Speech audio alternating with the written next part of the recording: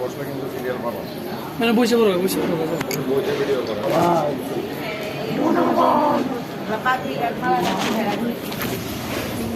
আমি আপনাকে ফোন দিয়েছিলাম গতকাল রাত 12টায়।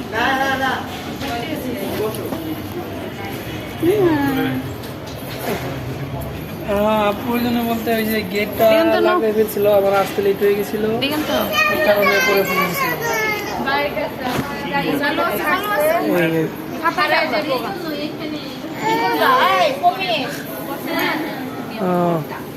আচ্ছা সমস্যা না, ওকে ঠিক আছে।